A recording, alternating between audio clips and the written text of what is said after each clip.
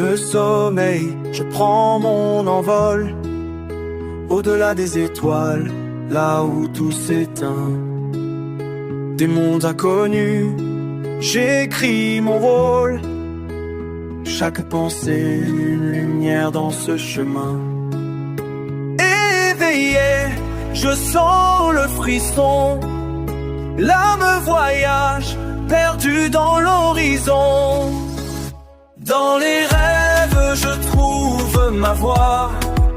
Chaque sortie me rend plus fort, je le crois. Les surprises m'entourent comme un manteau. Dans cet espace mystique, je suis le héros.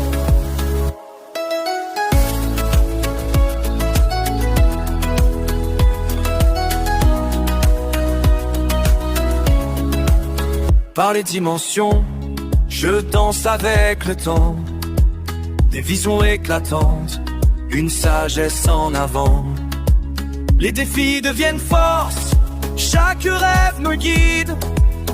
Dans cet univers, je ne suis jamais timide. La magie s'éveille, une promesse au vent. Mon cœur bat fort, en un seul mouvement. Dans les rêves, je trouve ma voie. Chaque sortie me rend plus fort, je le crois. Les surprises m'entourent comme un manteau. Dans cet espace mystique, je suis le héros. Éveillé, je suis prêt à encore rêver. Les aventures m'appellent, je suis prêt à sauter.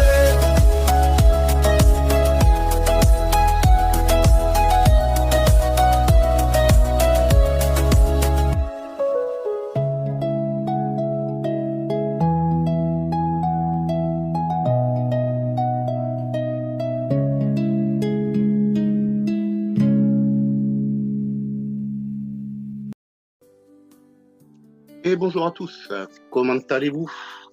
Bien. Ben écoutez, ce soir, on se retrouve pour un nouveau live, encore une fois, d'un monde à l'autre, où on va discuter de comment faire pour passer du monde normal à celui d'un rêve. Et pour cela, ce soir, on retrouve à nouveau Alexander. Salut Alexander, comment tu vas? Salut à tous, salut Gaëtan. Bien, je suis très content de pouvoir te voir. Comme tout le monde, je pense, on est très content de cette petite surprise. En tout cas, merci de trouver des améliorations à tes lives à chaque semaine, c'est vachement cool. Eh ben, écoute, tu m'envoies ravi aussi. Ça faisait longtemps que j'avais pas pu faire de vidéos face cam comme ça. Ça fait plaisir de pouvoir le refaire. Alors bien sûr, c'est très improvisé, c'est très bancal pour le moment, mais c'est en train de se mettre en place. Sinon, alors comment tu vas ce soir? Moi, ça va. Alors, juste un petit point technique par rapport au live, parce que je vois qu'il y a moi qui passe sur ton écran. On voyait ça tout à l'heure. Si tu peux Oui. épingler peut-être ta cam pour que l'on ne voit que toi et qu'on m'entende juste en fond. Alors, pourquoi là je l'ai pas?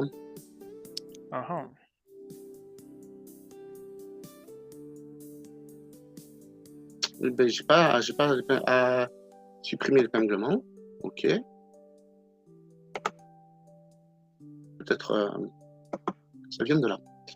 Est-ce que ça va mieux comme ça? Bah écoute, on va voir en parlant. On va voir si ça fonctionne. Non, ça fonctionne pas. C'est dommage. Donc on est désolé, hein, quand je parlerai, Gaëtan disparaîtra pendant un court instant, enfin le temps que je dise plus rien. Je suis désolé pour vous. Donc bon, voilà. On fait du mieux qu'on peut avec les outils qu'on a. C'est ça. Donc non, après je sais pas s'il y a moyen de dissocier l'écran en deux peut-être. Je sais pas du tout. Bon, c'est pas grave. On regardera pour le prochain live. On va appeler la maintenance parce que ça va pas du tout. C'est ça. Alors, ce soir, on est là pour discuter vraiment de la technique, de la méthode pour pouvoir passer du monde normal à notre monde intérieur qui est celui des rêves lucides. Est-ce que toi, tu as une technique pour ça? Alors, j'ai des techniques, et puis je les ai arrêtées, et puis je change. Enfin, j'ai pas réellement de. Maintenant, j'ai plus trop réellement de technique parce que c'est tellement devenu un automatisme que le simple fait de penser, de me mettre dans un état d'esprit bien particulier, ça se fait automatiquement. Mais Ouais, sinon, en technique, en soi, ça va être surtout un travail sur la respiration Mhm, pour détendre au maximum. Sur les débuts, bah, j'utilisais beaucoup le scan du corps pour mhm. détendre un maximum. Et à un moment donné, on va sentir qu'on change de vibration. En fait, on a comme un truc qui vibre pas pareil par rapport, on va dire, à d'habitude. Ouais. Ouais. Une technique que moi, j'affectionne tout particulièrement, c'est vraiment utiliser un outil pour pouvoir s'approcher le plus possible de l'endormissement. Et elle n'est pas censée passer, celle-là. Les aléas du direct. On va y arriver. Voilà, on va laisser à 1%, ça va le faire. Et donc vraiment, la méthode que j'utilise, que je préconise le plus, c'est celui d'utiliser l'hypnagogie ou l'imagination pour s'approcher le plus possible de l'endormissement sans perdre conscience. Et quand on sent que ça fait un moment qu'on est dans l'imagination ou l'hypnagogie, on vient et on refait surface, en fait. Et une des choses que j'aime bien, c'est, par exemple, venir trifouiller le bord de la couverture ou le bord du drap ou de l'oreiller, histoire de me réveiller un tout petit peu, mais vraiment très légèrement. Et ensuite, je me laisse sombrer vers le sommeil. Et là, en règle générale, ça déclenche des rêves lucides qui sont assez comment dirais-je, longs. Et j'ai l'image qui plante de mon côté. Bref. Et donc, ça permet de pouvoir avoir un rêve lucide qui va être à la fois long et extrêmement précis. Bah, c'est vrai que cette technique-là, je l'avais utilisée selon tes conseils. Et le simple fait de faire de toucher juste deux de ses doigts, mais très très doucement, faire un micro-mouvement et se laisser aller après à l'endormissement, si on ne souhaite pas faire de technique en direct, ça est plutôt quelque chose de se servir du sommeil et puis ensuite passer sur le rêve lucide, c'est hyper efficace. Clairement, bon après il faut réussir à y repenser quand c'est pas une habitude parce qu'on arrive à un moment donné, moi je commence à avoir la tendance à m'endormir très très vite. Donc par moment j'ai même pas le temps d'y penser que paf, allez vas-y c'est bon je suis parti. Mais pour rentrer sur le côté un peu technique, c'est que ça va le fait de bouger un tout petit peu les doigts juste avant de sombrer, ça permet de rehausser le niveau, enfin le niveau d'électricité qu'il y a dans le cerveau. Ce qui fait que quand on plonge, bah, il y a un seuil qu'on ne va pas dépasser qui habituellement nous emmènerait loin dans le sommeil et en fait la conscience ne se réveillerait pas sans cette technique. Voilà, c'était pour le point Ouais. technique, je te laisse le micro. Après, vraiment, le but, c'est vraiment de réussir à garder un maximum de conscience activée jusqu'à l'endormissement, mais pas de façon à ce qu'il y en ait trop, justement, pour éviter de passer directement dans l'insomnie. Donc, vraiment, ça, c'est la méthode de base, en fait. C'est la méthode de base. C'est réussir à garder, à trouver même, je dirais, le bon niveau de conscience jusqu'au moment où on perd conscience, en fait. Ensuite, il y a une autre chose qu'il faut travailler, mais cette fois-ci en journée, c'est vraiment lorsque l'on perd sa conscience en journée, qu'on rentre en mode automatique, il faut réussir à s'apercevoir qu'on est rentré en mode automatique et re-rentrer en mode conscient tout de suite. Il faut réussir à le faire rapidement. Comme ça, quand on arrive dans le rêve lucide, si on a l'habitude de faire ça en journée, en règle générale, on aura l'habitude de réactiver la conscience au bout de quelques secondes seulement après qu'on soit tombé dans un rêve. Est-ce que tu as déjà essayé cette méthode, toi? cette méthode-là en particulier, non, mais je sais que j'ai certaines habitudes que je cultive dans la journée qui refait surface du coup la nuit. Parce que je vais pas avoir. Bah, ces derniers. On va dire que depuis quasiment 2 semaines, j'ai pas un niveau de conscience très très élevé parce qu'il y a beaucoup de fatigue. Beaucoup de fatigue physique surtout, donc le corps il est vraiment en récupération ces derniers temps. Donc je vais pas avoir nécessairement même ne serait-ce que presque je dirais l'envie de réaliser une pratique quelle qu'elle soit, mais ça se fait sur le moment. Le seul truc qui va faire en sorte que j'ai la conscience qui s'éveille, c'est si j'ai une interaction. C'est vrai que j'en ai pas parlé sur le groupe, mais il y a quelques jours, bon, j'ai mon côté taquin qui prend le dessus, comme d'hab, hein. Et sans savoir, je taquine ce qui au début me semblait être un figurant dans l'histoire, et en fin de compte, pas du tout. Et sur le coup, j'étais un peu surpris, je dois bien l'admettre, parce que j'avais fait face à une entité consciente. Et c'était vraiment drôle parce que, enfin, drôle, très surprenant. Attention, hein, je mets quand même les guillemets sur drôle parce que j'avais vraiment l'impression qu'elle me sondait et que je la sondais. En fait, comme si on rentrait enfin, à l'intérieur de l'un et de l'autre, mais il y a tout et rien à la fois. C'était très spécial. Et là, par contre, à ce moment-là, la conscience, elle s'éveille. Il n'y a pas de souci. Ouais, c'est efficace. Hein. Ah, c'est très efficace, ouais. Efficace. Alors, on fait moins le mariole après. Ah, c'est ça, c'est ça. Alors déjà, bonjour à tous. Salut Marie, salut Mounir, salut Sam13, salut Le Juin, salut Payzouzou. Et bien écoutez, on est nombreux ce soir, c'est génial, on est de plus en plus. Et merci beaucoup pour votre présence. Surtout si vous avez des questions, n'hésitez pas à poser-les dans le chat, j'y reviendrai plus tard. D'abord, voilà, on parle du sujet avec Alexander pour les personnes qui débarquent. Et une fois qu'on a fini de développer le sujet, on répond aux questions qui sont dans le chat. Même si les questions ne sont pas en rapport avec le live. Donc, si vous avez une pratique et que vous avez des questions autour de votre pratique, n'hésitez pas à la poser. On vous répondra également. Voilà. Donc, pourquoi je parle de cette transition entre le monde physique et le monde des rêves dans ce live? Parce que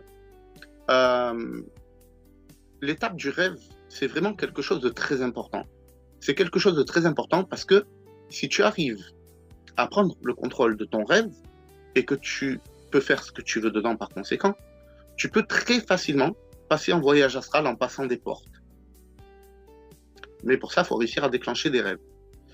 Et le problème, c'est que souvent, il y a des personnes qui me contactent en coaching et qui me disent mais moi je rêve même pas en fait. Et comment je fais? Et bien voilà, la solution c'est de trouver une technique qui te permet de garder ta conscience suffisamment activée jusqu'à l'endormissement pour pouvoir faire un rêve lucide. Deuxième technique, c'est en journée, dès que tu perds ta conscience, efforce-toi de la rattraper pour faire les choses en conscience, pour vivre les choses en conscience. Et troisième technique que tu peux faire également pour pouvoir prendre conscience dans tes rêves, c'est compter tes doigts, par exemple, à chaque fois que tu passes une porte. Ou encore, à chaque fois que tu passes une porte, te demander où est-ce que tu étais, où est-ce que tu es et qu'est-ce que tu t'apprêtais à faire. Pourquoi? Parce que tu vas mêler à la fois une situation à une action. Tu vas combiner les deux. Or, si tu fais un rêve, tu vas te retrouver dans un autre décor que celui de ta chambre. Et donc, si tu lis l'action à l'environnement, eh bien systématiquement, si tu en as pris l'habitude, tu vas te mettre à compter tes doigts. Et vu que dans tes rêves, tu vas en avoir plus ou moins, systématiquement, tu vas percuter que tu es dans un rêve. Et à partir du moment où tu vas percuter dans un rêve et que ton état d'esprit va s'éveiller parce que tu vas te dire, ça y est, j'y suis en fait.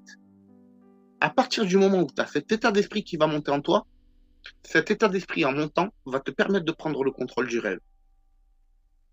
Et là, dans les rêves, tu n'as plus qu'à passer toutes les portes que tu trouves pour pouvoir switcher dans l'astral. Voilà. Est-ce que c'est quelque chose que tu confirmes toi aussi, Alexander? Alors, c'est effectivement quelque chose que je confirme. Néanmoins, je mettrai une petite astérix quand même sur le fait que quand vous arrivez à voir que vous avez plusieurs doigts, et donc du coup que vous prenez conscience que vous êtes dans un rêve lucide, calme. Surtout, n'explosez pas de joie. Faites pas ça, parce que le fait de, je sais pas si vous faites, enfin, si vous êtes là, wouhou, super, j'ai réussi. En général, vous allez vous réveiller. Ouais, en fait, ce qu'il faut réussir à faire, c'est tempérer l'état d'esprit. C'est ça. C'est vous dire intérieurement, yes, j'ai réussi, mais je reste cool. C'est ça. C'est exactement ça. Il faut vraiment tempérer le truc. Alors pourquoi ? Tout simplement parce que si vous explosez de joie, vous allez changer de fréquence vibratoire. Parce que l'émotion va faire que votre fréquence change. Donc, trop d'émotions, paf, vous changez de fréquence, terminé. Et donc, du coup, vous êtes plus aligné. C'est ça, trop d'émotions tue l'émotion. En fait, c'est ça, en fait. Faut réussir à ressentir l'émotion, mais en garder le contrôle. Après, c'est toujours le même problème, en fait. Les gens, ils se disent, oui, mais trop d'émotions ou trop d'état d'esprit. C'est pas vraiment la question du trop. C'est quelle est la quantité d'émotions ou d'état d'esprit que tu peux gérer en conscience. C'est ça qu'il faut voir, en réalité. Parce que si tu prends un expérienceur qui est confirmé, qui vit beaucoup d'expériences, il arrive à un moment donné où, quand il revient, il est excité comme une puce, parce qu'il était déjà excité comme une puce au cours de son expérience. Et pourtant, il n'est pas revenu pour autant. Donc, c'est vraiment à la qualité de la conscience qui expérimente de pouvoir maîtriser telle ou telle puissance d'émotion ou d'état d'esprit.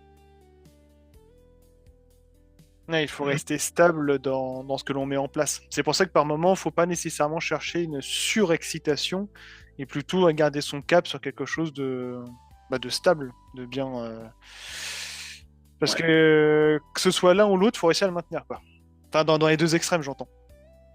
C'est ça. C'est ça. Faut réussir à ne pas faire sauter le rêve, en fait. Faut vraiment... En fait, il faut qu'on soit normal, comme si on était dans la vie de tous les jours, tout en sachant intérieurement qu'on est dans une expérience.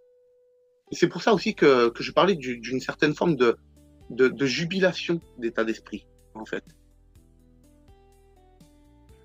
Ça me rappelle une expérience que j'ai eue il y a pas longtemps, où j'étais dans une rêverie.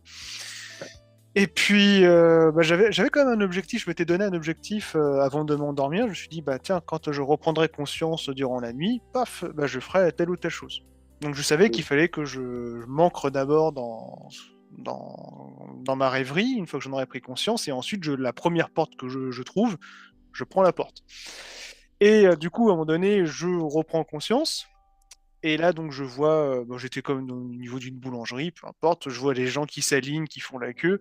Et intérieurement, tout de suite, quand tu sais, quand tu as pris conscience, tu te dis, allez, vas-y, je casse tout, je vais y aller, droite, gauche. Non, non, non, je me suis dit, rappelle-toi de tes erreurs. Dès lors que tu es trop brusque avec le scénario, tu casses la bulle de rêve et c'est pas la peine. En fait, tu n'arrives jamais à ton objectif. Donc, j'ai continué à attendre dans la file d'attente, tout en gardant mon objectif en vue, la porte. La prochaine porte que je prends, je vais la prendre fort fort, avec mon objectif. Et du coup, en fait, je reste concentré, complètement obnubilé par cette porte. Parce que si je me relaisse entraîner par le scénario, c'est mort.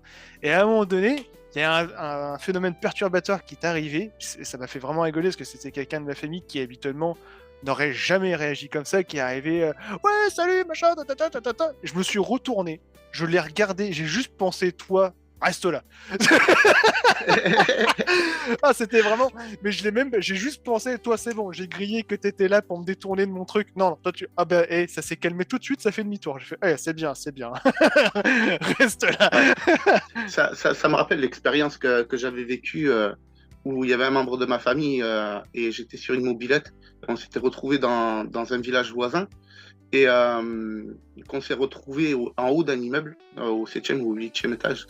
Et que ce membre de ma famille venait m'embêter avec le fait qu'il fallait qu'on aille chercher la voiture pour ramener les courses à la maison. en fait. Et que là, je l'ai regardé, je dis, mais t'as toujours pas compris. Et en fait, le personnage, il a complètement bugué. C'était un truc de fou. Il a fait genre machine arrière, genre. Et hop, faudrait aller chercher les clés pour aller retourner à la maison, ramener les cours. Et mort de rire, mort de rire. Et en fait, ça m'a tellement fait exploser de rire que j'ai fait un retour au corps. C'était magnifique. C'était majestueux comme ça s'est passé. Mort de rire.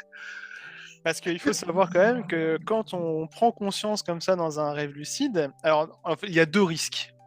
Il y a le risque de faire sauter le rêve parce qu'en fait on a mis trop de puissance due à l'émotion que l'on ressent, ou de se refaire choper justement par le scénario et rebaisser en conscience. Et il y a, j'ai dit 2, mais en fin de compte il y a 3 pièges, c'est-à-dire que vous pouvez tenter ce que j'ai essayé, ne pas attendre de bien vous ancrer, de bien chercher une porte ou une fenêtre ou peu importe, et de décider de créer vous-même la porte ou de vouloir changer de scénario d'un coup sec. Comme si vous changiez de bulle d'un coup. Alors, ça m'a fait l'équivalent d'un ordinateur en erreur 404. Tout a bugué, tout s'est figé. J'ai fait OK, c'est quoi le truc? Et ça voulait pas redémarrer. Retour, réveil. Je fais, OK, bon, j'ai dû faire un truc qu'il fallait pas. Et effectivement, ça demande trop de puissance. Alors ça c'était ton explication. C'est qu'il y a une certaine énergie, mais vouloir changer d'un monde à l'autre en direct, ça demande énormément d'énergie. Ouais. Et bien souvent, on se retrouve dans ce que moi j'interprète comme les limbes, à savoir le vide et le néant, en fait. Voilà, c'est ce que je trouve qui explique le mieux, en fait, la situation. On se retrouve dans le vide et le néant, et on est là, dans l'attente infinie, et il n'y a rien qui se passe. Ouais. Faut vraiment, faut vraiment prendre le temps de la réflexion, en fait. Faut pas se presser. Faut même pas faire référence au temps. Parce qu'à partir du moment où on fait référence au temps, soit on accède dans ce que moi j'appelle les limbes, soit on fait un retour au corps parce que le temps fait référence au monde physique et donc on y retourne. Voilà. Bon, c'était pas dit ce soir le live, hein, que ça se passe de façon aussi calme, hein, parce qu'on n'arrêtait pas de rigoler tout à l'heure avec Alexander. Je m'efforce depuis tout à l'heure d'envoyer mon enfant intérieur en première ligne. Alors, on ne l'appelle pas, s'il te plaît. Ouais, ça va se finir avec une boîte de conserve encore cette histoire. On va bien rigoler. Mais enfin. Voilà. Donc, il est vraiment important de pouvoir commencer, en tout cas si tu commences à pratiquer, à t'intéresser à tes rêves en priorité. Commence d'abord à déclencher des rêves. Parce que déjà, d'une part, c'est plus facile pour pouvoir passer en voyage astral. C'est pour ça aussi le titre de la vidéo, d'un monde à l'autre. Parce que on passe des étapes pour aller du monde physique au rêve lucide, du rêve lucide au voyage astral, et ensuite du monde physique au sortir du corps, pardon, et potentiellement du voyage astral à la sortir du corps. Les rêves, c'est aussi très important parce que c'est ce qui va te permettre d'acquérir énormément de clés sur toi et donc sur ta pratique pour pouvoir atteindre tes objectifs. Mais c'est aussi un terrain d'entraînement. C'est un terrain d'entraînement parce que au cours de tes rêves lucides, tu vas déjà pouvoir commencer à ressentir le mouvement alors que techniquement, ton corps il est endormi. Donc, c'est bel et bien la sensation de mouvement auquel je fais tant référence. Et ça aussi, c'est quelque chose qui aide énormément parce que, si tu émets l'intention de mouvement juste avant de t'endormir, au bon moment, tu sors. Est-ce que c'est quelque chose que tu as eu l'occasion de constater toi aussi, Alexander? Alors, juste avant de s'endormir, alors, c'est que j'ai eu tellement d'expériences différentes et similaires à la fois que ça serait compliqué d'affirmer cela, mais je sais qu'il y a... ça m'est déjà arrivé. Alors, c'est vrai que je ne l'avais pas tout à fait vu comme ça dans le fait d'envoyer l'intention de mouvement juste avant de plonger, parce que la plupart du temps, j'ai pas le temps de me voir plonger, que je suis déjà parti. D'ailleurs, en ce moment, je travaille beaucoup sur l'hypnagogie. Et c'est un peu vicieux, on y reviendra. Mais je sais que par moment, quand j'ai le sommeil qui est léger, c'est-à-dire que si je fais une sieste, par exemple, durant l'après-midi, donc je ne suis pas complètement fatigué, si je me détends assez pour m'endormir, mais que très légèrement, à un moment donné, en gardant ma conscience activée, je sais que je vais ressentir le mouvement de lui-même. En fait, je vais ressentir le décrochage très très très léger qui est en train de s'effectuer. Et c'est ce qui m'a surpris sur mes premiers décrochages, il y a maintenant 1 an de ça, où tu as l'impression d'être aussi léger qu'un courant d'air. Pour donner une image, vous voyez un cerf-volant qui s'envole tout doucement, et ben ça fait ça. C'est aussi léger que ça. Et ça surprend tellement que, parce que c'est physique en même temps, les sensations sont bel et bien là, c'est qu'à un moment donné, donc je commençais à me faire happer par une hypnagogie. Donc hypnagogie, pour ceux qui ne savent pas, c'est comme des petits scénarios, des images qui vous viennent spontanément en tête. Puis je commençais à regarder mon truc, comme si je regardais ma télé, et puis d'un coup, je dis, mais, qu'est-ce qui m'arrive là? Mais pourquoi je suis en train de me relever? Et puis là, en prenant conscience qu'en fin de compte, j'étais pas physiquement en train de me relever, j'étais juste en train de me décorporer, ça a fait l'effet d'un soufflet qui retombe. Allez, vas-y, Allez, retour au corps. Ah, ça arrive à tous les débutants. Ça arrive à tous les débutants. Par contre, il y a un truc qui me fait plaisir parce que c'est pas la première fois que je le remarque. Et là, c'est un membre du groupe qui me l'a fait remarquer. Une personne d'ailleurs qui est rentrée très très très récemment, ça se compte en semaine, qui a fait 2 heures de coaching et qui a réussi à faire sa première sortie. Et elle n'y a pas cru. Et elle m'a dit, mais en fait, c'est ce qu'elle m'a dit, c'est ce qu'elle m'a expliqué, pourquoi elle n'y a pas cru, en fait. Et je remarque que c'est pas la première personne qui me le dit, c'est que les gens qui viennent sur le groupe et que j'aide à sortir, ils me disent tous, eh bien, les premières fois que je sors, je ressens pas la glu, en fait. Je ressens pas, je me sens pas lourd, je me sens pas pâteux, je me sens tout de suite vaporeux, en fait. Et ça, c'est quelque chose qui arrive quand on est très bien préparé au moment de la sortie. Donc, c'est quelque chose qui m'a fait beaucoup plaisir sur le groupe. En parlant de ça, si vous voulez me donner un petit coup de main, vous pouvez laisser un pouce bleu si le live vous aide, ou même les vidéos. N'hésitez pas à partager également.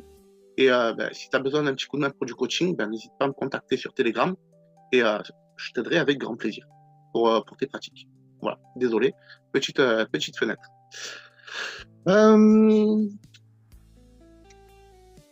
Il y a Sam13 qui dit « Comment passe-t-on du voyage astral à la SHC, s'il vous plaît ?» Est-ce que tu l'as déjà fait ça, Alexander? Alors, oui, mais pas fait exprès. En fait, j'étais parti... en fait, je cherchais pas à me dire je vais faire une sortir du corps ou je vais faire un voyage astral. Je m'en foutais. En fait, ce que je voulais, c'était... Parce que c'est à ce moment-là, enfin peu de temps avant, j'ai compris que ce soit l'un, l'autre ou même le rêve lucide, c'est des outils sur lesquels la conscience vient se caler. Donc, que je fasse l'un ou l'autre, je m'en foutais. Ce que je voulais, c'était mon objectif. Mon objectif, c'était d'aller voir quelqu'un qui m'est cher de l'autre côté, parce que cette personne est décédée. Et je voulais aller voir cette personne. Et du coup, je me suis mis en pratique et j'ai réussi. Donc, c'est qu'après coup, on peut se dire, ok, j'étais dans de l'astral, parce qu'en fait, on fait attention à son environnement, etc., etc. Et c'est là où on sait, bon, ok, c'était de l'astral, ok, c'était sortir du corps, mais bon, là, c'était de l'astral. J'ai rencontré cette personne était bien elle, enfin voilà, pas de souci, c'était génial. Et j'ai ma conscience qui est vite retombée, parce que j'avais l'air de la déranger un petit peu. Bref, je fais un retour. Et là, je me dis, c'est génial, hein, j'étais super content intérieurement, il faut quand même que je note ou que j'enregistre mon expérience. Je prends mon téléphone, donc je me lève, je prends mon téléphone, donc j'entendais quelqu'un chez moi, voilà. Pour le moment, jusque-là, aucun souci. Je vois que la porte est entrouverte avec un petit peu de lumière. Bon, rien de plus normal, hein. Je prends mon téléphone, je vais pour enregistrer mon expérience en vocal, et là, je me dis, flemme, Flemme, pas tout de suite. Je vais me rallonger 5 minutes, histoire de me remettre tout en mémoire. Et puis voilà. Bon, je pose le téléphone. Et puis peut-être 10 minutes plus tard, je me lève. Ok. Je vais donc je croise ma femme. Et là, je réalise quelque chose en redéverrouillant mon téléphone. C'est que quand j'avais pris mon téléphone, l'application avait l'air, parce que bon, c'est un fond noir, hein, c'est le dictaphone qui est sur un fond noir, bref. Et sauf que là, je voyais plutôt, pas tout à fait noir, mais un peu comme un gris foncé, mais voilà, il y avait de la lumière, et je voyais un icône, alors qu'il n'y avait pas d'icône.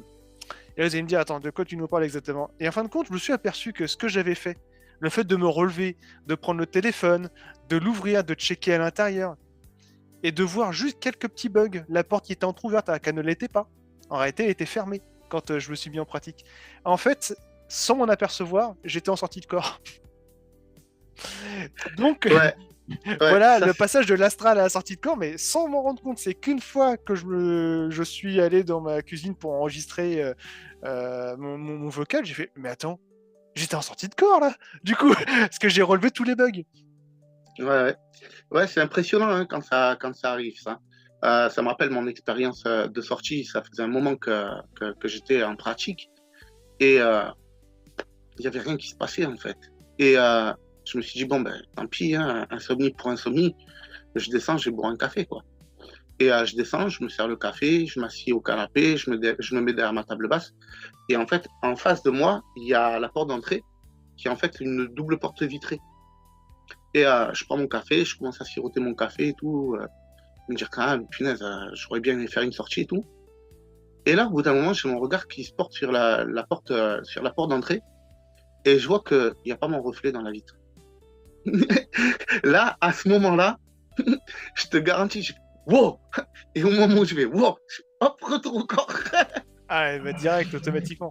Automatiquement. C'est un truc de fou quand ça arrive. Et c'est ça le truc, c'est que c'est tellement naturel. On le fait tellement naturellement qu'on ne se rend même pas compte que le corps il est resté au lit. Et c'est là où j'en viens, après expérience, à me dire qu'on n'a pas conscience de notre corps. Ouais, carrément. Carrément.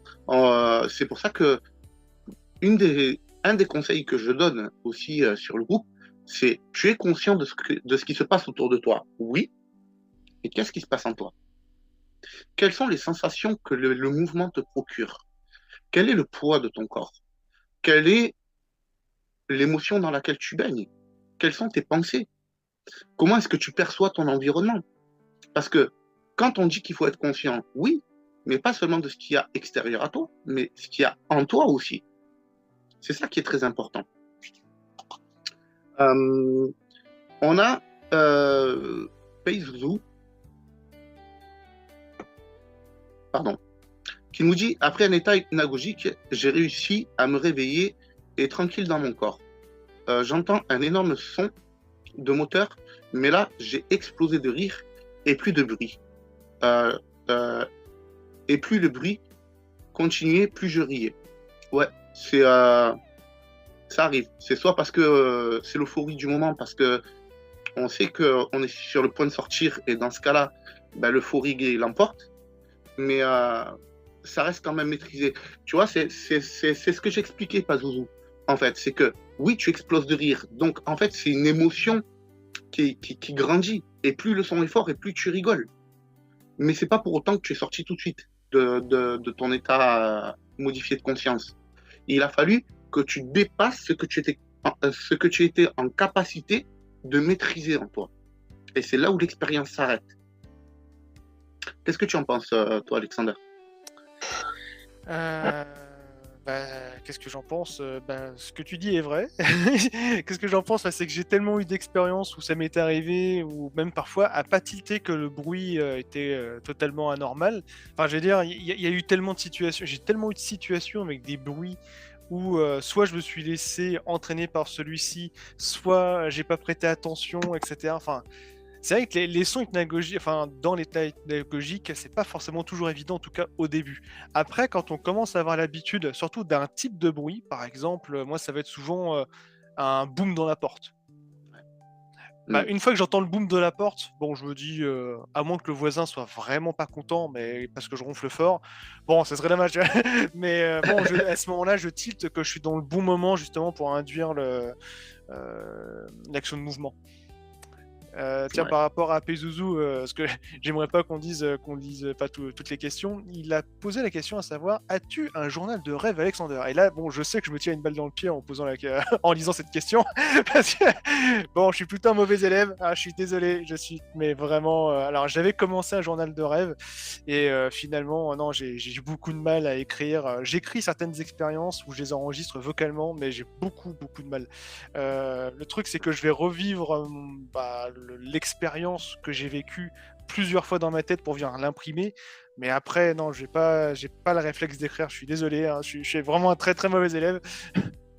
Ouais, après Alexander, il a un avantage aussi, c'est que déjà il a un état d'esprit qui est déjà explosif en fait, et c'est ça qui fait que Alexander a réussi aussi rapidement et avec autant de performance d'un coup en fait, c'est qu'il a déjà un état d'esprit qui est développé et maîtrisé.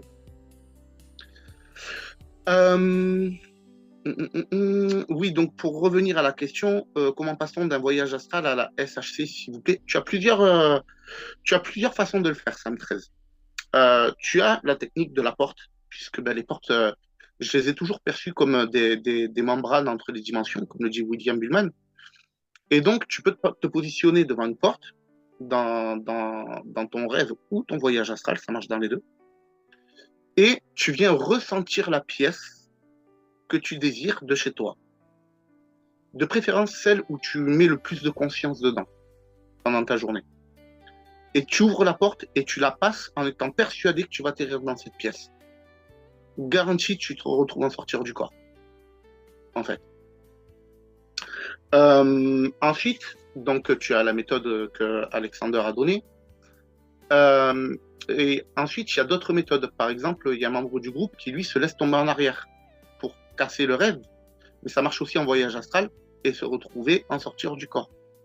Tu as le fait de passer à travers un mur et te retrouver dans la pièce désirée ou dans le lieu désiré. Comprends que c'est ta conscience qui vient générer la matière depuis l'information. Donc si en tant que conscience, tu cherches une information précise, eh bien, ta conscience va la matérialiser, cette information. Or, pour la matérialiser, il faut qu'elle y ait accès.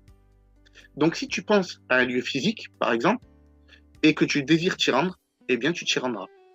Parce que ta volonté est un ordre, en tout cas pour ton corps d'énergie. Ensuite, il y a Mounir qui dit les rêves sont aussi très plaisants tant qu'on s'en souvient. Ouais.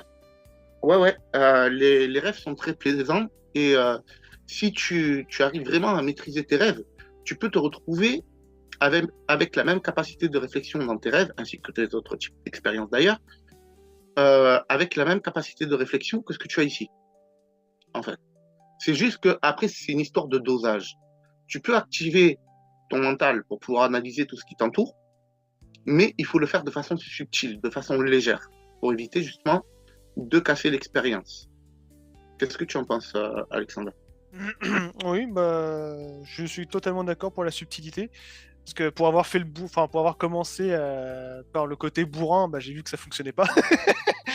Donc bon, non, là c'est, comme tu le dis, c'est avec subtilité et on peut inclure des détails. Après, on peut dire, en fait, ça va dépendre aussi. Il faut se jauger un petit peu soi-même de comment on est au niveau de son état d'esprit. Si tu sens que tu as bien entre guillemets le contrôle en main pour ce qui est de ton rêve, que tu es bien dedans, que tu es bien installé dedans, tu peux dire au scénario stop. En gros, tu vas comme voir tous les figurants, tout le truc qui était autour de toi s'arrêter. Et tu peux, par exemple, je sais pas, si tu as envie de t'entraîner à jouer du piano, parce que tu joues du piano et tu as envie de continuer à t'entraîner pendant que ton corps fait dodo, tu peux matérialiser un piano et jouer dessus. Ça ne va pas arrêter, ça va pas arrêter la bulle de rêve pour autant, c'est juste que tu maîtrises les choses au fur et à mesure. Ouais, carrément. Y a Mounir qui demande pourquoi on n'entend pas automatiquement les bruits quand on est en phase de sortie. Alors, ça, Mounir, c'est dû au fait que tu as déjà passé les phases où les bruits se produisent euh, au moment de la désynchronisation du corps d'énergie de celui du corps physique. Parce qu'en fait, les bruits apparaissent à ce moment-là, en fait, pour t'inciter à l'intention du mouvement, pour pouvoir terminer de faire accélérer le corps d'énergie et donc réussir à passer en sortie. Le truc, c'est que si ton corps d'énergie est suffisamment rapide, eh bien, tu as déjà passé ces phases de son-là. Donc là, deux solutions d'une. Soit tu n'en as plus besoin de ces sons, parce que si tu entends ces sons-là, c'est parce que tu ressens le besoin de les entendre. Tu attends un signal, quelque chose qui te démontre que top départ, en fait. Soit que tu as perdu conscience juste un instant, mais que pendant cette perte de conscience, ton corps d'énergie a suffisamment accéléré pour que tu puisses faire ta sortie. Voilà. Est-ce que tu as le même opinion que moi, Alexander? Est-ce que tu as perçu autre chose? Alors, je suis désolé, parce que j'étais en train de lire en même temps la question de Sam 13, là, pour le coup. Je suis désolé. C'est pas grave. C'est pas grave. Je rends le micro. Voilà. Mounir qui demande également faut-il s'entraîner à reproduire intérieurement le son comme un entraînement pour que cela se fasse finalement? Tu peux, carrément. Tu peux utiliser des sons que tu as déjà entendus lorsque tu étais dans la bonne phase pour toi faire une sortie, les mémoriser bien comme il faut et repenser, ou en tout cas, c'est même pas repenser, c'est ressentir que le son se produit. Et si tu le ressens suffisamment intensément, le son va se produire. Parce que, encore une fois, c'est ta conscience qui est créatrice de l'information, qui va te permettre de la matérialiser. Donc, si tu ressens le besoin d'un signal, que tu penses à un son, ou même une musique, carrément. Moi, je me suis amusé à le faire avec la musique de Mister Loiseau de l'époque. Ça, c'est vieux, ça. Mais bon, à l'époque, j'écoutais ça. Et je me suis amusé à reproduire cette musique-là. Et quand j'ai entendu la musique, hop, je me suis levé. Bien sûr. Il faut juste que tu ressentes la musique en train de se jouer. Tu vois, un petit peu comme de l'imagination, mais comme si tu étais immergé dans la musique. Deviens la musique. Et tu verras qu'elle va se produire. Ou le son. Et dans ce cas-là, ton taux de départ, tu l'auras. Et tu sauras que c'est le bon moment pour toi passer à l'action. Donc tu me disais, tu lisais la question de Sam 13. Mais en même temps, j'étais en train du coup d'écouter ce que tu disais. Et je me demande... il faudrait vraiment étudier ça au peigne fin, mais je me demande si les sons et parfois la façon dont ils sont brusques ne viennent pas du fait qu'il y a un gros gap entre admettons, t'arrives, t'es hyper agité et tu vas te détendre d'un coup jusqu'à arriver à la phase d'endormissement. Ce qui fait qu'il y a un écart énorme de tension à l'intérieur de toi, pareil que du coup, qui va interagir avec le corps d'énergie. Et donc, du coup, est-ce que c'est pas cette différence-là, tu sais, c'est comme mettre un glaçon dans de l'eau chaude, ou tu vois ce que je veux dire, c'est la différence qui fait le crack, qui fait le son. Je me demande s'il n'y a pas quelque chose comme ça. Je sais pas. Là, il faudrait je sais pas. Bah, il faudrait que je m'énerve un bon coup et puis que je me mette à me détendre d'un coup pour voir. Ça serait. Mais je vais aller chercher pour la l'information science. Comment? Ah oui. Moi, je vais aller chercher l'information aussi. Ah vas-y, on va faire l'essai pour la science. Voilà. Après, Alexander pourra vous le dire, c'est rare, très rare quand je dis que je ne sais pas. Mais quand je ne sais pas, je ne sais pas. Ça, c'est indéniable. Là, franchement, tu poses une colle. Ok, donc... Alors, Sam 13 qui disait, comment fait-on pour être en hypnagogie quand on ne sait pas visualiser, quand on ne voit rien, genre écran noir? Je précise que je fais bien la différence entre imagination et visualisation. Alors, plusieurs solutions d'une. Déjà, la première, c'est que l'hypnagogie n'est pas obligatoire. Ça, il faut le savoir. En réalité, ça va dépendre de tes propres affinités à toi. Et c'est là où le rôle du coaching intervient. Parce que moi, je vais aller traquer tes affinités à toi. Pour savoir Si tu es plus quelqu'un qui est dans la musique, quelqu'un qui est plus dans la visualisation, quelqu'un qui est plus dans la sensation du toucher, quelqu'un qui est plus dans la sensation du goût, de l'odorat ou de l'ouïe, ça va vraiment dépendre de tout à chacun. Donc, si tu n'as pas accès à l'hypnagogie, déjà tu peux utiliser l'imagination pour pouvoir amener l'hypnagogie. Et si, quand bien même ça viendrait à ne pas fonctionner, ça veut dire qu'il te faut utiliser un autre sens. Par exemple, générer une musique ou un son. Tu peux utiliser la sensation de léviter, comme si tu rentrais en lévitation par rapport au toucher, ou encore à la position de l'espace. Tu peux utiliser vraiment tout ça, quoi. Ça dépend vraiment de toi. Ça, c'est vraiment ce qui va te caractériser. Et donc, ta clé va forcément découler de ça, puisque c'est avec ça que tu auras une affinité. Je ne sais pas si j'ai été très clair. Si je ne l'ai pas été, surtout, n'hésite pas à le dire et on reprendra le sujet. Salut Christine. Atma, comment vas-tu? Installe-toi. Mais c'est vrai que tu as eu raison. Enfin, clairement, je ne peux qu'être que d'accord, parce qu'en fait, il y a ce qu'on pourrait appeler des méthodes génériques aujourd'hui qui tournent, et tout le monde ne s'y retrouve pas, tout le monde ne s'identifie pas, parce que tout le monde ne fonctionne pas pareil. D'ailleurs, on le voit bien, il y en a qui vont plus facilement mémoriser par le côté visuel, d'autres ça va être par l'ouïe, d'autres ça va être... Voilà, on a tous notre façon de ressentir les choses et de les intégrer. Et par exemple, ça c'est on est à la petite parenthèse exemple pratique, de plus en plus dans mon quotidien, je m'arrête pour non pas être dans l'absolu en conscience parce que ça se fait automatiquement, c'est juste que j'aime soit ressentir l'espace ou ce que j'ai autour de moi, enfin ce qui va interagir, ça peut être un arbre, ça peut être des gens, peu importe. Mais par exemple, ça va être aussi prendre le temps de regarder une feuille, de venir la toucher.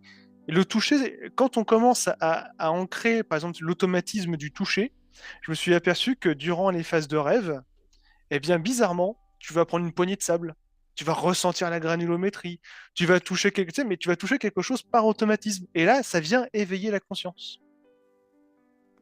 Ouais. La sensation éveille. Non, mais c'est ça, hein. C'est ça. En fait, plus tu vas être conscient ou consciente des sensations que te procurent tes sens, et plus tu vas en réalité être consciente des sens de ton corps d'énergie. Voilà.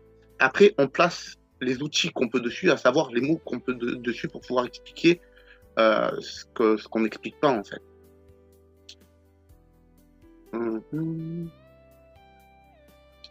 Voilà.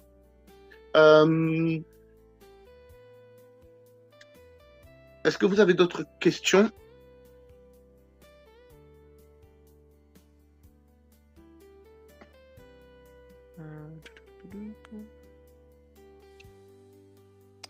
J'étais en train de réfléchir de mon côté par rapport à ce que disait Sam 13, quand tu ne peux pas forcément visualiser ou imaginer quelque chose, avoir d'image, parce que je sais que j'ai vécu des expériences ces derniers temps qui me permettaient d'obtenir une forme d'hypnagogie sans avoir pour autant besoin de visualiser, d'attendre quoi que ce soit finalement. Et je suis en train de rechercher justement dans ce que j'ai vécu précédemment.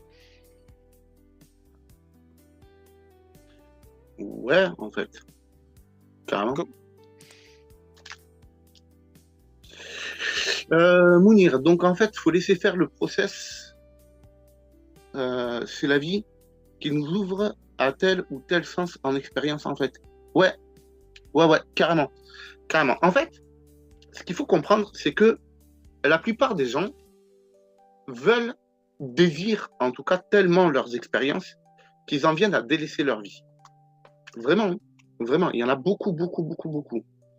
Et ils ne comprennent pas pourquoi ça ne fonctionne pas. Ce qu'il faut comprendre, c'est qu'en réalité, l'élémentaire, le monde physique, est là pour t'apprendre des choses. Il est là pour t'apprendre déjà comment fonctionne la matière, comment fonctionne un corps, mais aussi pour te montrer que ce qui se passe à l'extérieur de toi peut avoir un impact en toi, et que ce qui se passe en toi peut avoir un impact extérieur. Le but de tout ça, c'est quoi? C'est de t'apprendre à maîtriser ce qui se passe en toi, donc maîtriser l'impact de ce qui est extérieur qui va avoir en toi, et de maîtriser l'impact que tu vas avoir à l'extérieur par rapport à ce qui se passe en toi. À partir du moment où tu comprends ce principe-là et que tu rentres en maîtrise de chacun des points qui fait de toi ce que tu es, à savoir tes points de vue, tes pensées, tes émotions, ton instinct, ton comportement, etc., plus tu vas réussir à maîtriser ton expérience de vie. Le truc, c'est que plus tu vas monter dans les expériences et plus les choses vont se manifester puissamment. Par exemple, quand tu fais le bon gros cauchemar où tu te réveilles avec la goutte de sueur froide dans le dos, quand tu reviens, t'es pas bien. Pourquoi? Parce que l'émotion, tu l'as pris plein pot. Alors que si tu avais vécu ça dans le monde physique, eh bien, l'impact aurait été moindre.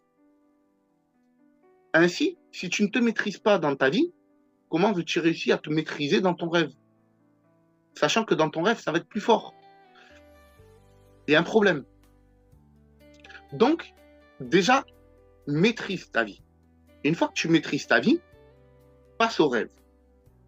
Une fois que tu vas être dans le rêve, tu vas voir que déjà, d'entrée de jeu, la plupart du temps, tu n'auras même pas le contrôle. Tu vas littéralement subir ton rêve. Et là, ce qui t'est demandé de faire, c'est de réussir à maîtriser ce qui se passe en toi dans ton rêve pour pouvoir engendrer la conséquence que tu veux dans ton rêve et donc en prendre le contrôle. Une fois que tu arrives à passer cette étape-là, tu vas devoir passer à l'astral. C'est pour ça que je dis qu'il y a un ordre dans les choses. L'astral, tu vas vivre les choses beaucoup plus intensément que dans ton rêve. Tout d'abord, ton astral, tu vas le subir, comme tu as subi ton rêve, comme tu as subi ta vie physique. Ce qui est en haut est comme ce qui est en bas, ce qui est en bas est comme ce qui est en haut. Dans le Kybalion, c'est dit. Et donc, tu vas subir ton voyage astral. Et tu peux même vivre des expériences qui peuvent faire peur.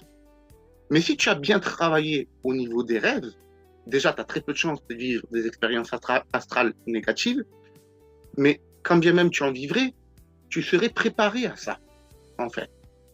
Et une fois que tu auras pris le contrôle de l'astral, que tu vas arrêter de le subir, là, tu seras prêt pour pouvoir vivre des expériences de sortir du corps. C'est pour ça que je dis qu'il y a toujours un ordre. D'abord, le monde physique. Ensuite, on commence à faire des rêves. Ensuite, on continue par les voyages astraux. Et enfin, on termine par les sorties hors du corps. Parce que c'est le processus. C'est du monde où tu vas le moins subir les choses au monde où tu vas vraiment le plus subir les choses. Donc, il faut que quand tu arrives au bout du chemin, il ne faut plus que tu subisses. Il faut que tu contrôles. Parce que si tu fais une sortie hors du corps et que tu matérialises, parce que c'est toi qui matérialises l'information, et que tu matérialises une de tes phobies, je te garantis que l'impact va être puissant. Donc, c'est un processus qui t'est donné d'expérimenter dans le but de pouvoir avoir la maîtrise finale à terme. Donc, on a le monde physique, élémentaire. Ensuite, on a l'élément qui est un peu plus lourd, l'élément des rêves, élément haut. Et ensuite, on arrive sur l'élément qui est un peu plus léger, mais qui reste quand même collé au sol, qui est l'élément feu. Et ensuite, on a la sortie hors du corps, à savoir qui représente les déplacements, la position dans l'espace, les sensations, mouvements, etc., qui est l'élément air, terre, eau, air, feu. Voilà.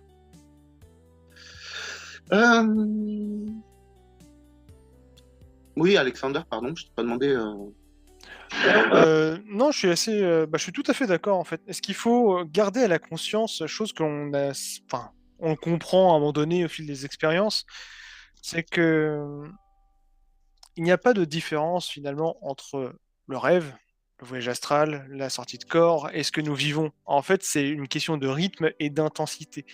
Mais si, par exemple, je suis d'une nature, par exemple, très nerveuse, à être tout le temps en colère, à être voilà, pas être dans de bonnes vibrations, dirons-nous, ce qui va se passer, c'est que par automatisme, je vais répercuter ça dans mes expériences ça peut être sortie de corps, par hasard, ou astral, ou même dans mes rêves.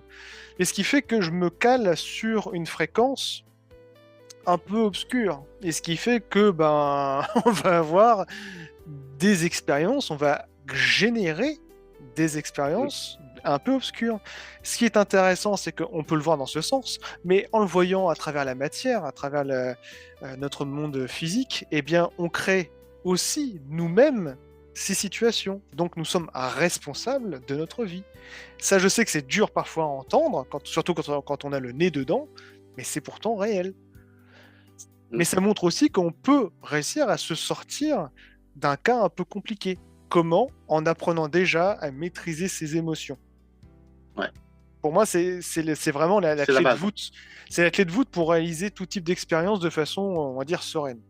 Ouais, parce qu'en fait, les émotions, c'est la transition entre les pensées et l'état d'esprit.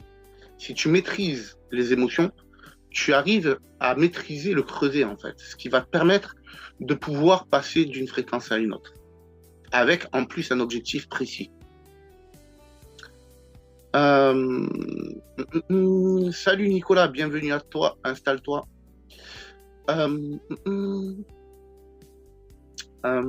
Bonsoir, merci pour cette super vidéo Voyage Astral. De rien, avec grand plaisir Nicolas, on est là pour ça. Je me demandais quelle respiration adopter pour sortir facilement, se détendre, merci. Est-ce que tu veux répondre à cette question, Alexander? J'ai essayé plusieurs respirations. Alors au tout début, j'ai essayé une respiration où je respirais plein poumon et je soufflais fort fort pour vraiment, jusqu'à atteindre l'effet d'étourdissement. Je précise que j'étais déjà allongé. Parce que c'est vrai que ça permettait de détendre un maximum très très vite. Maintenant, la respiration que je préfère, c'est la cohérence cardiaque, où je vais respirer 5 secondes avec le ventre. Je vais souffler par le nez 5 secondes, et ce pendant à peu près 5 minutes. J'ai pas le chrono en main.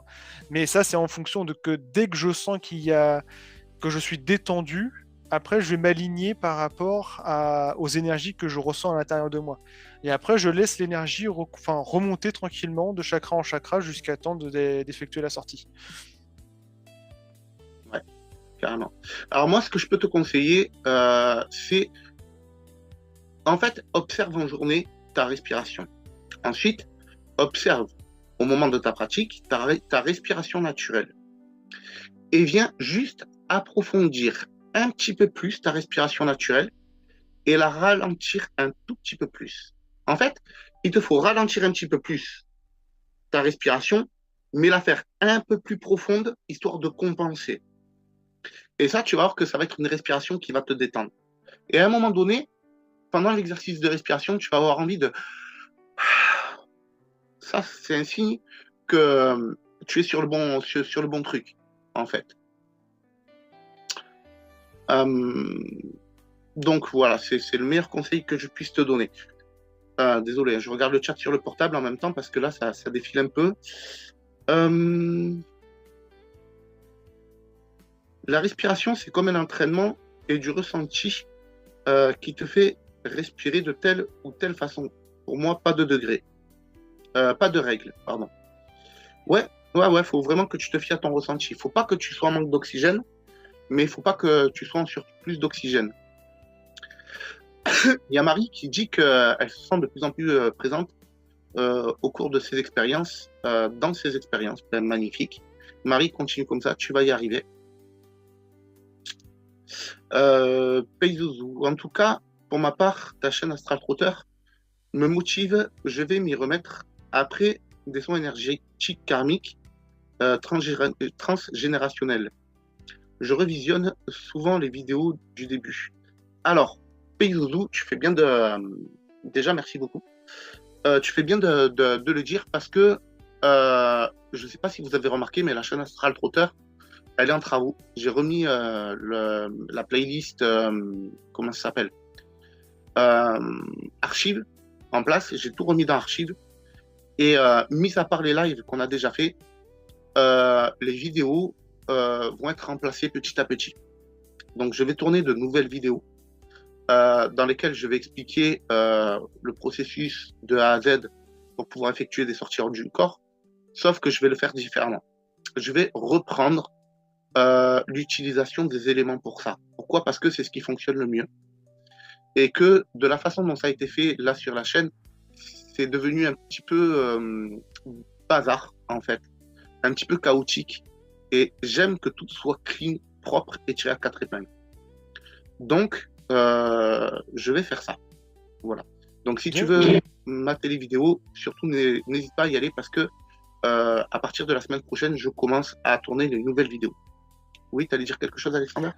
Et dire bien que ça peut être un très bon entraînement, que ce soit le chaos sur la chaîne, parce que vu qu'on souhaite aller tous dans l'astral, et que l'astral c'est l'information dans le chaos, bon, du coup c'est un bon entraînement. C'est ça. Mais quitte à faire les choses, autant les faire du mieux possible, en fait. Je suis quelqu'un qui adore faire les choses du mieux possible. Je dis pas que c'est parfait, ça pourra jamais l'être, parce que nul n'est parfait, pas moi, certainement pas moi, mais toujours faire du mieux qu'on peut.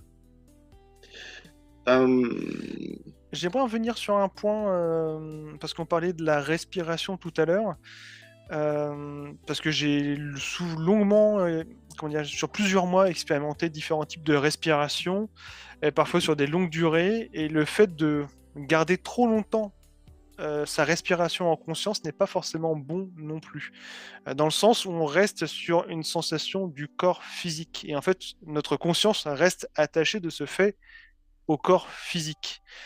C'est pour ça que l'idéal, je préfère faire vraiment une bonne grosse séance de respiration pendant quelques minutes au début de la pratique pour détendre le corps, et ensuite je lâche avec toutes les sensations du corps pour que lui enclenche sa phase d'endormissement. En fait, je l'amène au niveau de la détente pour qu'il puisse enclencher la phase d'endormissement.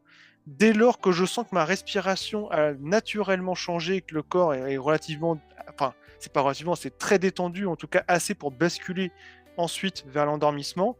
Là, je vais plutôt commencer à stimuler mon état d'esprit. En fait, je vais créer une agitation mentale, entre guillemets. Enfin, c'est pas vraiment mental, mais je vais créer une forme d'agitation. Mais cette agitation, je vais pas la créer avant que le corps physique soit ultra bien détendu. Sinon, ça fait agitation plus agitation, et là, on peut plus facilement aller vers ce qu'on appelle tu l'as dit tout à l'heure, c'est une insomnie. Ouais, tout à fait. Tout à fait. Oui, on doit ressentir l'énergie de l'autre âme. En fait, c'est ça ou pas? Par rapport à quoi? Je comprends pas ta demande, Peizouzou. Par rapport à quoi? Ressentir l'autre âme ou pas? Est-ce que tu peux donner plus de détails? Et puis, en faisant un journal de bord, j'avais remarqué que certains rêves étaient prémonitoires. Non. Non, non, les rêves ne sont pas prémonitoires. Si tu fais un rêve qui est prémonitoire, je vais y arriver, c'est pas un rêve, c'est un voyage astral. Parce que pour moi, le voyage astral, en tout cas dans ma perception des choses, c'est un voyage astral. Parce que le voyage astral comporte également le voyage dans le temps. Il me semble que tu en avais parlé, toi, d'ailleurs. Ouais.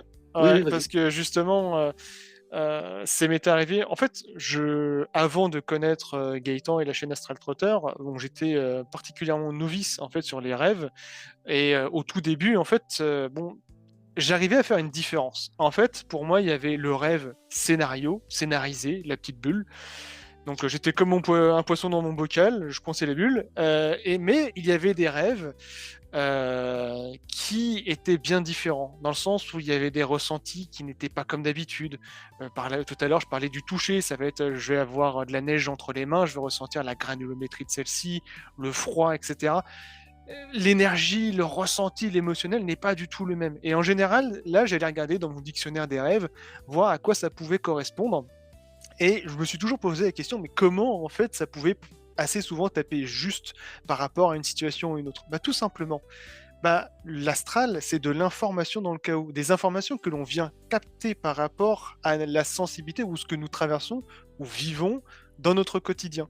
eh bien, à un moment donné, effectivement, on peut capter une information dans le temps qui va se passer dans une semaine, 2 semaines, 1 mois, 3 mois, et effectivement, ça viendra par tomber. Mais parce que c'est de l'information à laquelle on a eu accès, mais sans avoir conscience qu'on était dans l'astral. Parce que pour nous, quand on n'est pas éduqué à cela, c'est du rêve. Attention, c'est pas péjoratif. Quand je dis pas éduqué à cela, c'est parce que tout petit, on nous a dit ouais, c'est qu'un rêve. Et on a banalisé en fait cette possibilité qui est le voyage astral. Ouais. Ce qui est dommage, hein. Ce qui est dommage, parce que en réalité, toute expérience est bonne pour l'expérimentateur qui l'expérimente, en fait. Euh,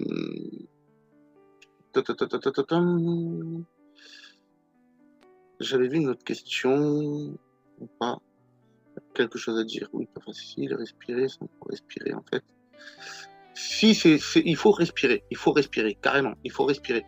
C'est juste que, essaye d'être un petit peu plus profond sur ta respiration, avoir une respiration un peu plus profonde, mais moins forte, en fait. Oui, je comprends, mieux, il faut être conscient la journée, pas rester inconscient, exactement. Il faut comprendre que tu vas vivre tes expériences tout comme tu vis ta propre vie. Comprends que ta vie elle-même est une expérience. Donc, si tu n'es pas conscient dans ta vie de tous les jours, pourquoi veux-tu être conscient dans ton expérience?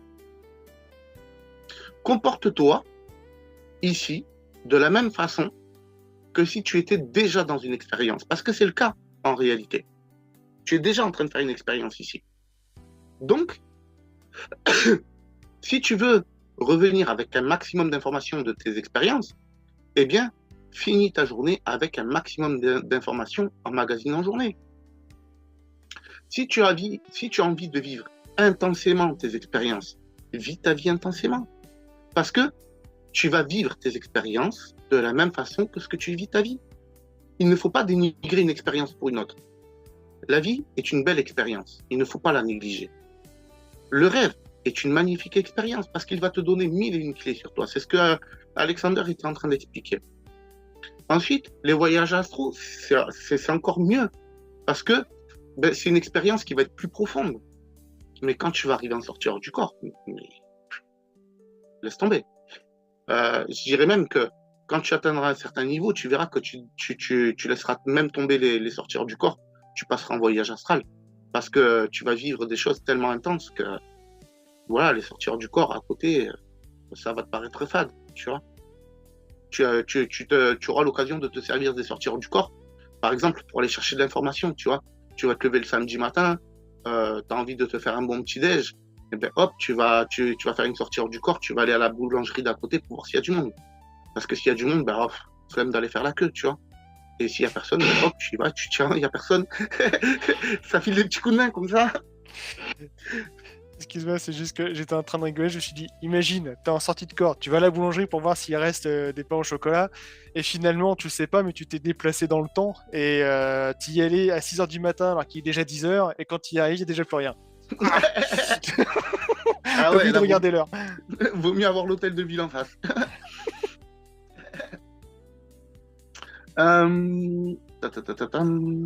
Super, merci pour le retour d'expérience, Alexander, vraiment top. Ah, la respiration, en fait, je voulais dire. Ok. Quand on a des clés ou enseignements dans une expérience, est-ce que c'est pour une utilisation immédiate ou faut garder dans son trou, ou il faut la garder dans son trousseau, demande Mounir. Alors, en règle générale, ce qu'il faut comprendre, c'est que les informations te sont données quand tu es prêt. La bonne question, c'est est-ce que tu es prêt à utiliser l'information? Voilà, je vais rester énigmatique là-dessus. Qu'est-ce que tu en penses, toi, Alexander? Ben, c'est surtout que, premièrement, effectivement, est-ce qu'on est toujours prêt à se servir d'une clé? Et est-ce que l'on a bien fait le tour de celle-ci? J'entends par là que, par exemple, j'ai eu une expérience qui m'a montré que une des clés que j'avais, on va dire, nouvellement dans mon trousseau, c'était quelque part la malice ou le côté... oui, c'était la malice Attends, je cherche le terme que tu utilises. Euh, c'est le côté un peu malin, tu sais, qui va trouver toujours une combine pour passer, même si ça paraît pas possible. Ah ouais. Euh, et du coup, ça, c'est quelque chose qui revient assez souvent. Euh, et qui, au fur et à mesure, cette clé se dévoile à moi. Parce que oui, il y a le côté malicieux ou le côté à trouver toujours des solutions. Certes, mais en fonction du degré, des niveaux de difficulté, cette clé prend une saveur toute particulière au fur et à mesure. Et surtout, ça s'adapte bien quand même avec notre évolution personnelle. Ouais, carrément, carrément. Mais ouais, les clés te sont données quand tu es prêt. Et ne pas oublier Après, qu'elles sont évolutives. c'est ça. Ta clé d'aujourd'hui sera une ancienne clé de demain. Par exemple, là, je suis là en train de vous donner des conseils sur les méthodes, les techniques, etc. Mais en réalité, moi, quand je monte au lit le soir, si j'ai décidé de pratiquer, eh bien, je monte, je prends ma valise, dedans, j'y mets ma brosse à dents, j'y mets mon habit d'aventurier. Hop, je prends la valise avec moi dans le lit, je pose la tête sur l'oreiller le temps que je fasse. Je suis déjà dans l'expérience que je veux, en fait. Mais ça vient à force de pratique, de compréhension, d'expérience. Ça vient petit à petit. Donc, en réalité, il n'y a même pas de méthode. Tu veux une méthode? Ben, c'est simple. Sois dans le bon état d'esprit, au bon moment, pour effectuer exactement ce que tu veux. C'est ça. La méthode ultime, elle est là. Il n'y en a pas d'autre. Toutes les autres méthodes clés que tu peux trouver, c'est juste que tu en as besoin sur le moment pour pouvoir avancer sur ce chemin de compréhension. Une fois que tu seras suffisamment avancé sur ce chemin de compréhension, c'est naturel, en fait, de le faire. Mais vraiment, c'est naturel. Qu'est-ce que tu en penses, toi, Alexander? J'essaie de faire une synthèse. Que je t'écoute et je lis en même temps les messages de Pazuzu, ou Pazuzu, désolé. euh, bah, je viens de bugger. Mon pauvre cerveau, Bon. on lui a trop demandé. Bah écoute, je reprends le relais en attendant Ouais, que tu vas-y. réfléchisses. En fait, je me réveille le matin, j'écris mon rêve que je n'avais pas compris. Ok, jusque-là, très bon réflexe. Et quand les actions entrent en scène dans la journée, c'est exactement le rêve que je n'avais pas compris en le réalisant. Ouais, en fait, tu captes l'information, mais tu n'arrives pas à la matérialiser dans l'expérience, donc tu n'arrives pas à la mettre en ordre. Et c'est une fois que tu le vis en journée que tu remets l'information en ordre. Et donc que tu comprends ton expérience. Après, comme je dis toujours, Pazuzu parle plutôt d'expérience plutôt que de rêve. Parce que bien souvent, tu fais des voyages astro. Si tu fais des rêves, des rêves prémonitoires, c'est que tu fais des voyages astro. Et le fait de parler de rêve au lieu de voyage astro, quelque part, ça dénigre un petit peu le grade du voyage astral. Oui, t'allais dire, Alexander? Non, j'allais rien dire par rapport à ça, mais j'allais en fait plus parler, faire un mix un petit peu de tout ce dont on a parlé ces 5 dernières minutes par rapport au quotidien, comment le gérer pour aussi clarifier ses expériences. Parce que je me suis aperçu d'un truc, notamment lié à certaines expériences qu'on connaît bien. Si par exemple dans votre journée, vous êtes beaucoup dans votre tête, si vous prenez beaucoup la tête, si vous êtes derrière des écrans, peut-être parfois un peu trop longtemps, si vous êtes derrière un jeu un peu trop longtemps, ou que vous écoutez une même musique en repeat depuis 2 heures, en fait, ça veut venir aussi saturer l'espace mental. Et ça, c'est pas forcément une bonne chose, parce que, en fait, quand le corps va s'endormir, il ne faut pas oublier une chose, c'est qu'on est relié à... Le corps d'énergie est relié au corps physique, même si vous êtes en décorporation, en astral ou en rêve, peu importe. Quoi qu'il arrive, vous êtes j- marié, on va dire, à votre corps jusqu'à votre décès. Ce qui fait que vous allez remonter, alors, aussi bien vous allez descendre les informations que vous allez voir de vos expériences, que le corps, lui, va remonter les expériences qu'il va traiter, qu'il n'a pas pu traiter. Parce que vous lui avez envoyé une charge de dingo toute la journée dans la tête, et bien à un moment donné, le cerveau, lui, il a besoin de faire sa pause. Le moment de sa pause, c'est quand vous allez vous endormir. Et donc là, il va vous envoyer des infos dans tous les sens. Donc c'est pour ça que par moment, si on a eu une grosse journée au travail, eh bien on va se mettre à, là je dis bien, rêver de son travail. waouh, super rêve, on en rêve tous. Être à 8 heures au bureau et puis à refaire les mêmes dossiers parce qu'on n'a pas eu le temps, parce qu'on s'est trop pris la tête, ou à revivre un jeu mais en 3D Emotion++, ou à avoir une musique qui nous tourne dans la tête de façon intégrale. On a tous vécu ces moments-là, et ça, il faut bien avoir la conscience que c'est parce que dans la journée, on s'est surchargé, on a surchargé notre cerveau. Il faut apprendre en journée, parce que je sais bien que ce n'est pas aisé, on a parfois des travails qui nous prennent énormément la tête, ou l'aspect familial, enfin il y a beaucoup de choses qui peuvent nous prendre la tête. Eh bien, il faut marquer des temps de pause, des moments de relâche. Il faut marquer des temps où le cerveau, lui, puisse respirer, travailler l'information en amont. Comme ça, vous avez un espace de libre pour, quand vous allez vous endormir, déjà vous aurez un sommeil beaucoup plus réparateur, vous aurez plus d'énergie, et du coup une conscience clarifiée pour au moment de passer ne serait-ce qu'à l'étape de rêve et rêve lucide. Qu'est-ce que tu en penses, toi, Gaëtan? Carrément, carrément. Ce que Alexander essayait de dire, c'est que il faut prendre du recul quand on vit quelque chose en journée et qui assaillit toutes nos pensées, en fait. Et il faut également gérer nos émotions pour limiter l'impact de l'expérience vécue en journée, et surtout sur les choses qui sont répétitives comme ça, parce que sinon, vous risquez de finir dans votre salon, en sortie hors du corps, en mode guérilla, avec quelqu'un qui vous passe une ration. Voilà. Désolé, mais quand t'as sorti ça, je me suis dit, celle-là, fallait que je la sorte. C'était une perche qui était tendue. Hein. Ah ouais, non, complet. J'avoue. On va mettre une petite parenthèse, hein, pour ceux qui ne connaissent pas, c'était une expérience que Gaëtan et moi on a vécu en duo, et on s'en rappelle encore, et on vous le rappellera très certainement encore longtemps. Ouais, très longtemps, je pense. Après, vous pouvez trouver cette expérience dans les lives précédents avec Alex. Vraiment. Je crois que c'est expérience commune 1 ou 2, ou un truc du genre. Je vous laisse aller voir. On l'a un peu partout, celle-là, je crois. On l'a disséminée partout. C'est ça. En même temps, elle était tellement extraordinaire, c'était obligé. Alors, donc, comme vous dites, j'étais en astral, mais inconsciemment, et je suis revenu avec des bribes de ce rêve.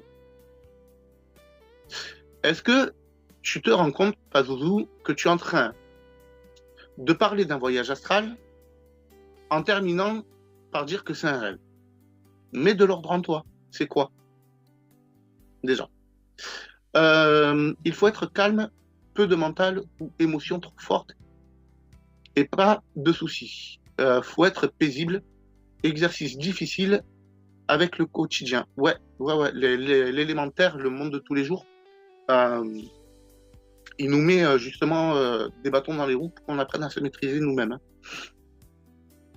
Pazuzu. Pour bien ancrer, c'est pour dire que les vidéos du début, à force de les regarder, je martèle, mais sans me forcer, juste le sujet que j'ai besoin, et au bout d'un moment, c'est mieux compris. Ouais, mais ça serait encore mieux compris si tu passais à l'action. En fait, passe à l'action, note tes expériences, note ton protocole, vois ce que ça te donne, tire-en des clés, et passe des clés qui te sont données, que tu trouves, à tes propres clés. C'est le meilleur conseil que je puisse te donner. Si tu as besoin d'un coup de main, écoute, tu trouveras dans les liens de description les liens pour me contacter. Contacte-moi et on se fait ça. Voilà. Bon. Il y a Pazuzu qui a répondu oui, j'ai compris pour le rêve, et c'est mieux de dire voyage astral, mais je l'avais écrit avant. Oui, mais tu sais, c'est ce qu'on appelle l'automatisme.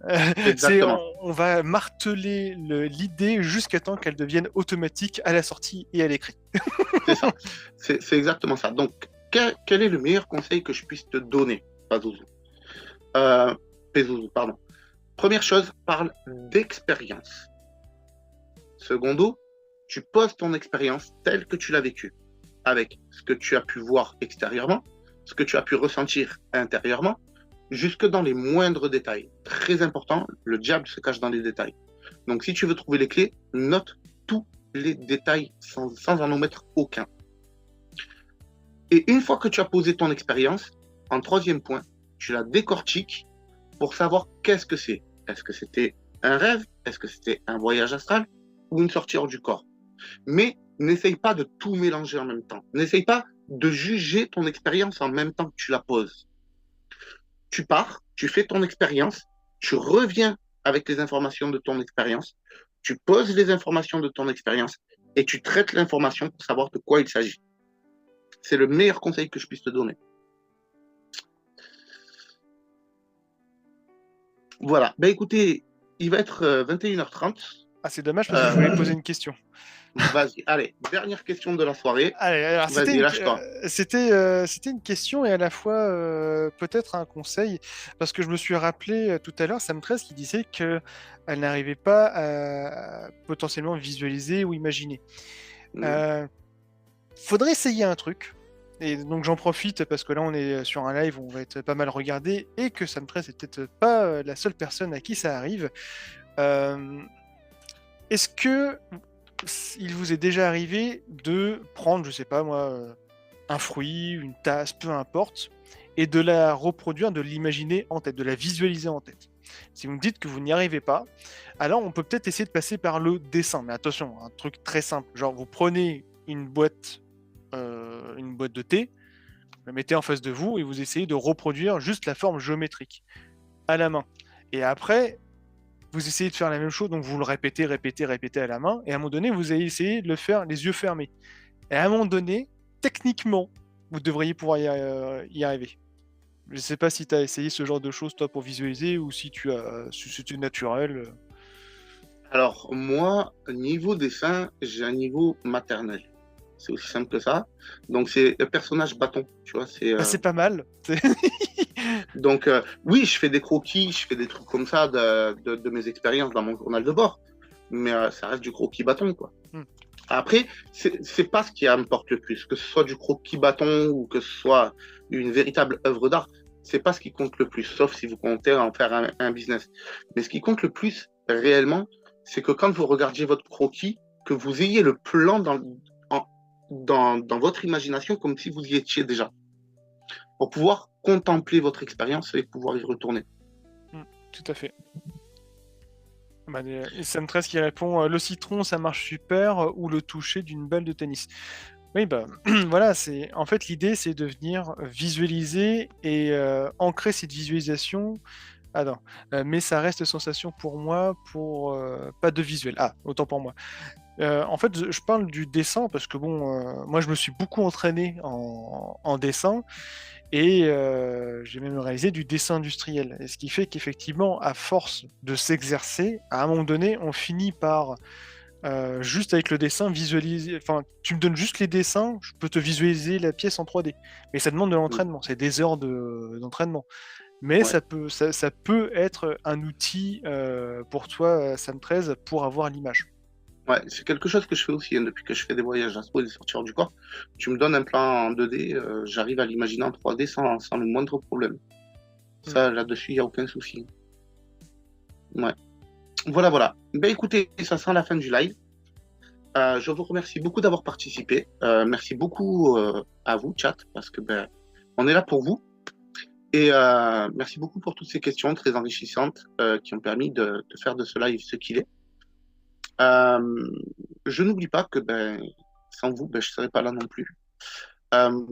Salut Paolo, qui me suit depuis longtemps. Ravi de te voir sur le live. N'oubliez pas que les lives, c'est tous les vendredis, de 20h à 21h. N'hésitez pas à laisser des pouces bleus, à partager aussi également. Et si vous avez des questions et que vous avez besoin d'aide dans vos pratiques ou que vous avez simplement des questions auxquelles vous cherchez des réponses, vous aurez les liens en description pour pouvoir me contacter sur Telegram. Je serai ravi de pouvoir venir discuter avec vous en direct cette fois-ci, puisqu'on pourra communiquer en direct et répondre à vos questions. Voilà. Voilà. Ben écoutez, je vous remercie beaucoup. Je vous souhaite une excellente soirée, un bon week-end, une excellente semaine. N'hésitez pas à aller voir les vidéos qui sont déjà en place parce que petit à petit elles vont disparaître au fur et à mesure des nouvelles vidéos qui vont sortir. Vous allez voir, je vous prépare quelque chose, mais alors soignez aux petits oignons, du genre short, une information, 1 minute. Je vous prépare des vidéos 10 minutes chrono pour traiter d'un point sur une chose, mais développer au maximum, et des vidéos qui vont durer plus 30, 45 minutes, voire 1 heure, où tout sera compacté et tout sera mêlé ensemble. Quoi qu'il en soit, les nouvelles vidéos ne seront pas faites comme avant, où tout est sérieux, calé, professionnel, machin. Non, j'ai décidé de reprendre des vidéos à la cool. Donc, je vais être là pour me régaler à vous donner. Vraiment. Donc, profitez bien des vidéos pour le moment. Elles vont disparaître petit à petit, sauf les lives qui vont rester, parce qu'on a passé beaucoup d'heures dessus. Et je vous garantis que vous allez vous régaler. Voilà. Ben, merci beaucoup, Alexander, également. Merci à toi, merci à tout le chat. Moi, je me régale, hein, comme tous les vendredis. Bah ouais, carrément. Et puis, je ne sais pas si tu veux participer vendredi prochain ou pas. Ah bah si je suis invité, il n'y a pas de souci. Toujours. Les astro-trotteurs sont toujours les bienvenus. Ah bah écoute, voilà. Impeccable. J'ai déjà hâte d'être la semaine prochaine alors. Ouais. Du coup, peut-être que la semaine prochaine, on parlera plus de la transition du rêve vers le voyage astral, du coup, pour faire suite à celui-ci. Je pense que ça pourrait être sympathique. Ça pourrait être pas mal, effectivement. Et de voir un petit peu tous ceux qui étaient là, présents dans le chat ce soir, où est-ce qu'ils sont... ça serait bien de savoir où est-ce qu'ils en seront la semaine prochaine, est-ce qu'ils ont le temps d'expérimenter certaines choses qu'on a pu voir ce soir, etc. Ça pourrait être très amusant. Ouais, carrément. Si vous vous sentez d'être là les vendredis, n'hésitez pas à partager votre évolution dans le chat. Hein. Dire qu'est-ce que vous avez eu de plus. Vraiment, moi, je serais ravi de vous voir évoluer. Vraiment, ça me ferait vraiment plaisir. Comme je le dis, moi, sur le groupe, si je me lève tous les matins avec la banane, c'est pour ça. C'est parce que sur le groupe, je sais que le matin, je me lève, il va y avoir moult expériences et qu'il va y avoir au moins une nouvelle personne par mois qui aura réussi à faire son expérience. Et je me lève pour ça, quoi. Donc, moi, le vendredi soir, si vous arrivez là sur le chat et vous dites j'ai réussi à vivre telle expérience, mais c'est le top. J'ai gagné ma journée. Vraiment. Voilà. Bon, ben écoutez, encore une fois, une belle semaine à vous. N'hésitez pas, si vous avez besoin de me contacter, à me contacter. Et voilà. Voilà. Un dernier mot pour la fin, Alexander ? Des bisous à tous et vivement la semaine prochaine. Eh ben, c'est magnifique. Ben, écoutez, des bisous à tous et puis gardez les pieds sur terre.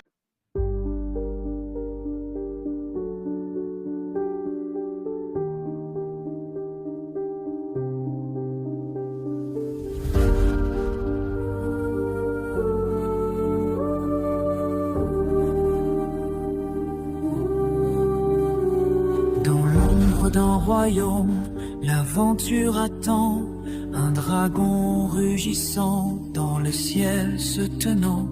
Les tambours battent, inspirant le courage. Les âmes s'éveillent à l'aube d'un voyage.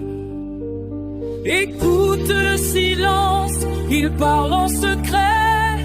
La passion du mystère, un souffle de regret. Laisse-le s'envoler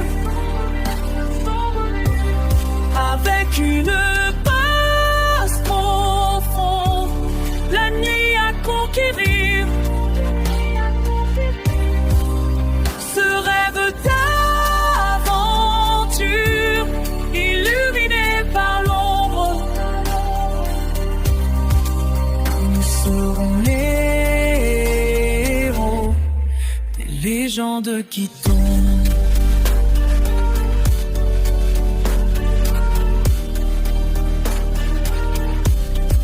Créatures dansent autour du feu brillant, les histoires murmurées des temps évanouissants, héros et légendes au cœur de la bataille.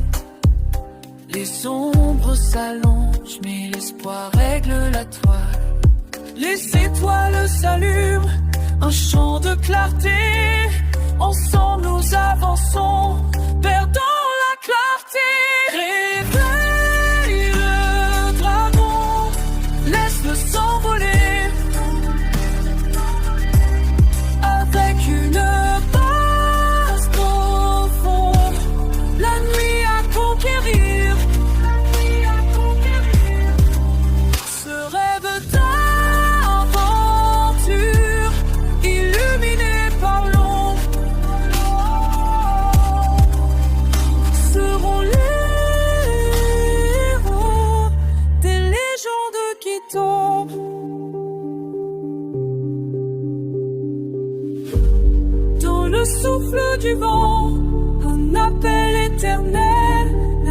l'aventure continue sous le ciel sans pareil.